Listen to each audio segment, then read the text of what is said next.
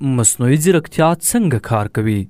کله چې تاسو له خپل موبایل سره خبرې کوئ، کله چې فیسبوک ستاسو د انځورونو پر بنسټ نومونه اټکلوي، یا کله چې یوټیوب تاسو ته ستاسې د خوښې ویډیوګانې وړاندیز کوي، نو دا ټول څه جادو نه دی، بلکې دا د مصنوعي ځیرکتیا یوه نمونه ده.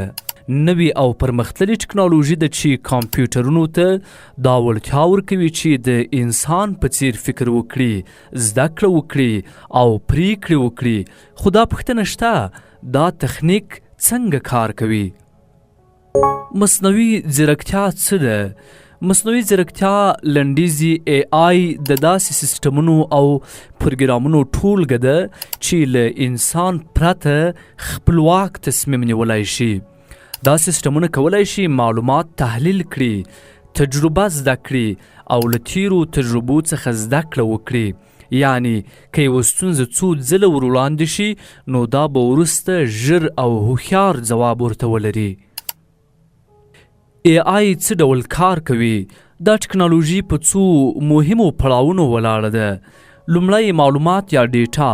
هر څه له معلوماتو پیلیږي. دا معلومات کیدای شي انځورونه، ویډیوګانې، خبرې یا لیکلي متنونه وي.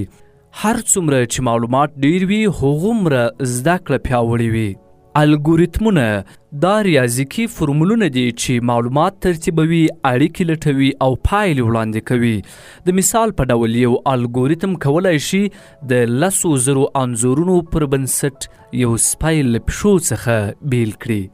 ماشین زده کړه یا ماشین لرنینګ، دلته ماشین په خپله له معلوماتو څخه زده کړه کوي.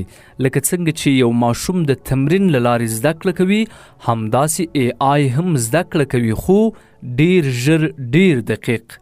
نیورال شبکې یا نیورال نیټورکس، دا د انسان د مغز د حجراتو تقلید دی چې د معلوماتو تشخیص، تحلیل او فیصله پکې ترسره کیږي. دا شبکې کولی شي پیچلي کارونه وکړي، لکه د ژبې ترجمه، انځور پیژندنه او حتی موسیقي جوړول. د AI بیلګې زموږ په ژوند کې نن ورځ مصنوعي ځیرکتیا زموږ د ورځني ژوند برخه ده. کله چې تاسو له ګوګل ټرانسلیټ څخه کار اخلي، دا AI ده چې ژبه ترجمه کوي. کله چې امازون تاسو ته توکي وړاندې کوي، دا هم د AI کار دی.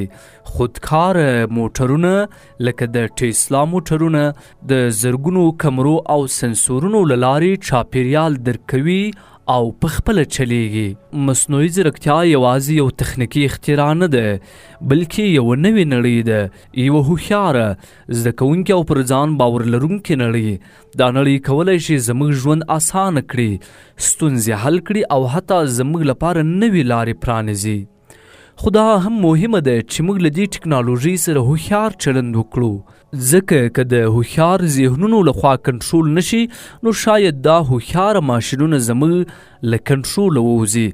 تاسو څه فکر کوئ؟ آیا مصنوعي ځیرکتیا به زموږ مرسته وکړي که به زموږ ځای ونیسي؟ که غواړئ زموږ دا ډول نورې ویډیوګانې هم در سره وڅارئ، نو خان میډیا چینل در سره سبسکرایب کړئ.